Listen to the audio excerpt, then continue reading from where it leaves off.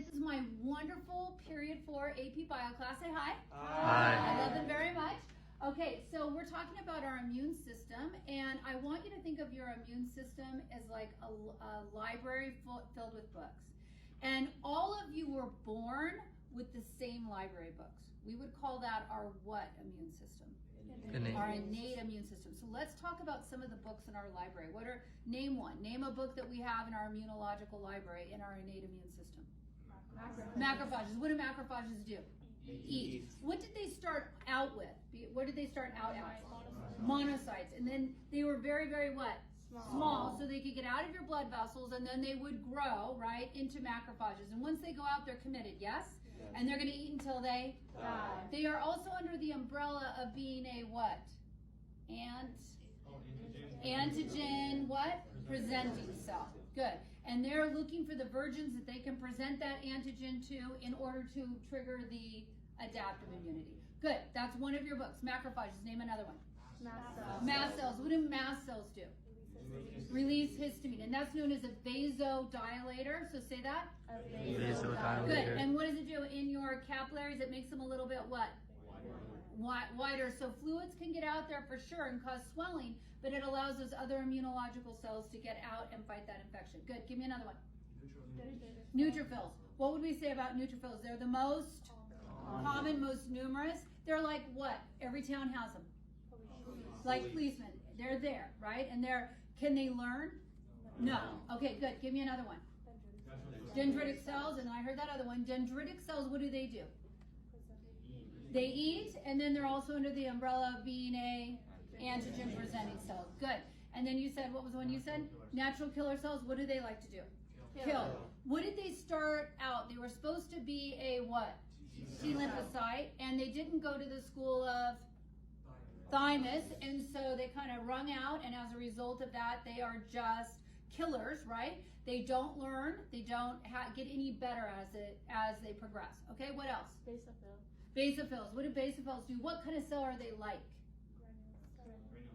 They are a granulocyte, good, but what do they act like, the basophils? Like what's another cell in here that they might act like? Mast cells, because what do they release? Histamine, right? But in the blood. Good, name another one. Eosinophils, they go for the worm, the big ticket item. Did we hit them all? Complement. That complements the entire immune system. They can maybe drill little what? Holes in cells. Perfect. Now, when you have this is the library that we are all born with, our immunological response library, right? As we experience life, we can develop our what kind of immunity? Adaptive immunity. So where you've traveled, what you've been exposed to, you meet new antigens when you go there. If tomorrow you go to Morocco, okay, you'll meet some Moroccan antigens. And at that point, hopefully some antigen presenting cells present those foreign antigens to you, and you're trying to find the virgin what? T cells and B cells. And what you're trying to do is get them to develop a clone army that can fight that particular antigen. And so they fight it on two different fronts, and that's where we talk about antibody-mediated versus cell-mediated. The thing that stimulates a B and T cell is the very thing that they fight against.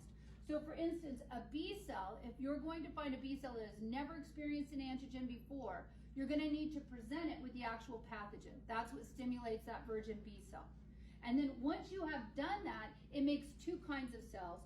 One of those cells is called, it's the one that makes antibodies. Do you remember what the name is? Starts with a P. Plasma cells. Plasma cells will secrete antibodies. Antibodies will flood via your plasma, right? They will flood your plasma with these antibodies, and these antibodies will mark that specific pathogen for destruction. And we'll talk about today about all the different ways it can do that. So what stimulates it, that virgin B cell, is the pathogen itself, and then it will release antibodies that will target the pathogen itself. Whereas your cell-mediated, that's going to do what kind of combat? Cell-to-cell combat. What's going to trigger a T cell? Another cell displaying that antigen, right? Another cell will display that antigen. And if you remember when I had you do the video, there was antigen, right? You could display on an antigen MHC1 and you'll be done. Or MHC2, I will help you. And we'll go over that today as well.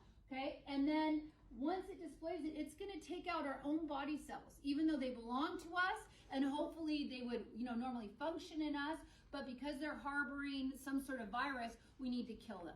Also, T cells will work against cancerous cells, cells that have gone bad, gone rogue, they'll wipe them out as well. Okay, so that's everything for today and an introduction to the immune system. Thank you. One last thing I wanted to say. By exposing yourself to antigens, you could either, directly, somebody sneezes or coughs on you and you have the antigen, and it's going to take you about how many days to raise your clone armies? 7 to 10 days. You could get sick in that time, but you will own that immunity because you will make what kind of cells? Memory cells. You'll make memory T cells and memory B cells that will work faster the next time, right? You will own that immunity. Or you could get vaccinated. By getting vaccinated, you're getting some sort of trigger for your immune system. Remember, we're talking about cell communication, right? It's something that will trigger the virgin B or virgin T cell to raise those clone armies to go and try to fight that infection. And then what do they do after they fight the infection? Commit what? Apoptosis. You still have the memory cells. cells. Either way, you're going to build your immunological library. I personally would like to build my immunological library without getting sick, right? Does that make sense? You're trying to get more books in your library, so no matter what pathogen you come in contact with, you can defend yourself. Now, the importance of breastfeeding, if you are a young mom or an older mom, the importance of breastfeeding is you're allowing your children to borrow your books. You can give them some passive immunity. You can pass along your antibodies to them while their immunological libraries are small, while you're waiting for them to build it up. Okay? Again, thank you.